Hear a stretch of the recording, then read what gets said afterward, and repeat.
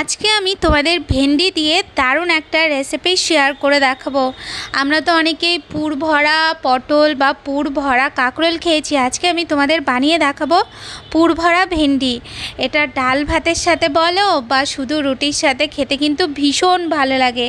তো এইভাবে একবার অবশ্যই পুর ভরা ভেন্ডি বানিয়ে দেখবে আর আমায় কমেন্ট করে জানাবে যে তোমাদের কেমন লাগলো। তো চলো দেখে নিই এই ভেন্ডি বানানোর জন্য কী লাগছে দেখে নিই। প্রথমে আমি এখানে নিয়ে নিয়েছি ভেন্ডি। এরপর আমি ভেন্ডিগুলোকে ভালো করে একটু জলে ধুয়ে নেব। ভেন্ডিগুলো ধোয়া হয়ে গেলে এরপর ভেন্ডিগুলোকে ভালো করে একটা কাপড়ের সাহায্যে মুছে নিতে হবে। ভেন্ডিগুলো মোছা হয়ে গেলে এরপর ভেন্ডি নিয়ে ভেন্ডির যে মোটা দিকের অংশটা সেই দিকে আমি একটু কেটে দেব আর মাথার দিক থেকে একটুখানি কেটে নিয়ে এরপর ভেন্ডির মাঝ বরাবর একটুখানি চির লাগিয়ে নিতে হবে। এই যে দেখো এইভাবে। আর এইভাবেই আমি আর যে ভেন্ডিগুলো আছে সেই ভেন্ডিগুলোকে আমি কেটে নেব। এই সময় মনে রাখবে যে দিকটা মোটা সেই দিকটা একটু বেশি করে কাটবো আর আগার দিকটা কিন্তু অল্প করে কেটে নিতে হবে। আর আগার দিকটা অল্প একটু রেখে তারপরে মাঝ বরাবর একটু চিড়ে নিতে হবে। তো এই যে দেখো আমার সব ভেন্ডিগুলো কাটা হয়ে গেছে। এরপর আমি এখানে একটা তাওয়া বসিয়ে দিয়েছি। তাওয়াটা বসিয়ে দিয়ে এরপর আমি ওর মধ্যে দিয়ে দেবো বড় চামচের 2 চামচের মতন বেসন। বেসনটা দিয়ে বেসনটার কালারটা চেঞ্জ হওয়া অবধি বেসনটাকে একটু নাড়িয়ে নিতে হবে।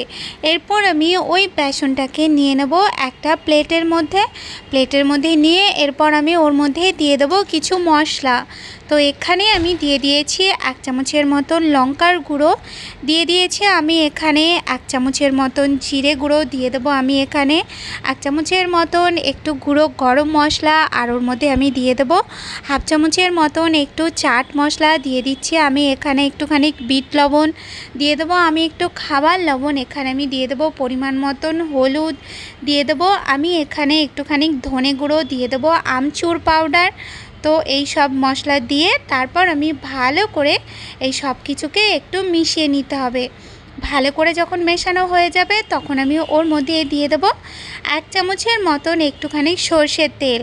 তেলটা দিয়ে তারপর ভালো করে এই বেসনের সাথে এটাকে মিশিয়ে নেব। তো দেখো কালারটা কি সুন্দর চেঞ্জ হয়ে গেছে, মশলাটা একদম তৈরি হয়ে গেছে। এরপর আমি এখানে নিয়ে নেব ভেন্ডিগুলো। ভেন্ডিটা নিয়ে এরপর যে মশলাটা তৈরি করেছিলাম সেই মশলাটাকে এইভাবে ভেন্ডির মধ্যে একটুখানি দিয়ে দেব আর এইভাবে একটুখানি চেপে চেপে দেব যাতে করে ভেন্ডির মধ্যে মশলাটা ভালো মতন চলে যায়। আর মশলাটাকে নিয়ে এইভাবে ভেন্ডির চারপাশে একটু ভালো করে একটুখানি লাগিয়ে দিতে হবে। আর এইভাবেই আমি আর যে ভেন্ডিগুলো আছে সেই সব ভেন্ডিগুলোর মধ্যে এইভাবে আমি মশলাগুলো একটু ভরে দেব। তো এই যে দেখো আমি সব মশলাগুলোকে ভেন্ডির মধ্যে ভরে নিয়েছি।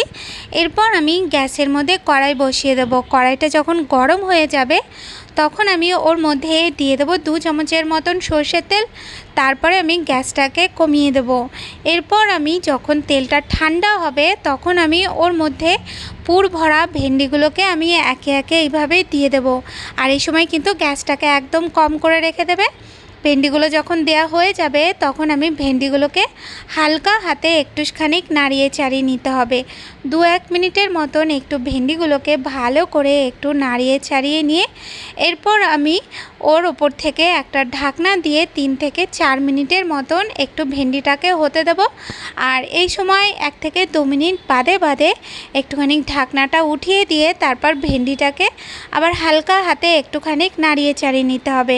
এই সময় আমি ভেন্ডির মধ্যে দিয়ে দেবো সামান্য একটু লবণ, দিয়ে দেবো সামান্য একটু হলুদ গুঁড়ো আর দিয়ে দেবো সামান্য একটুখানি লঙ্কার গুঁড়ো যাতে ভেন্ডিটার ওপরে একটু কালারটা সুন্দর আসে। তো দেখো দিয়ে এরপরে আমি হালকা হাতে আবারও একটু নাড়িয়ে চাড়িয়ে দেবো। তারপর যখন দেখবে যে ভেন্ডিটা একটু হয়ে এসছে এই সময় আমি গ্যাসটাকে জোর করে দিয়ে তারপরে 1 মিনিটের মতন একটুখানি এটাকে নাড়িয়ে চাড়িয়ে ফ্রাই করে নিতে হবে। তো এই যে দেখো আমাদের পুর ভরা ভেন্ডি বা ভরবা ভেন্ডি একদম তৈরি হয়ে গেছে। তো এই ভেন্ডিটাকে তোমরা ডাল ভাতের সাথে অথবা রুটির সাথে ট্রাই করে খেয়ে দেখতে পারো। আর রেসিপিটা যদি তোমাদের ভালো লাগে তাহলে অবশ্যই বানিও আর আমাকে কমেন্ট করে জানিও যে তোমাদের কেমন লাগলো। তো সবাই ভালো থেকো, সুস্থ থেকো, দেখা হচ্ছে নতুন রেসিপির সাথে। আজকের মতন তাহলে টাটা।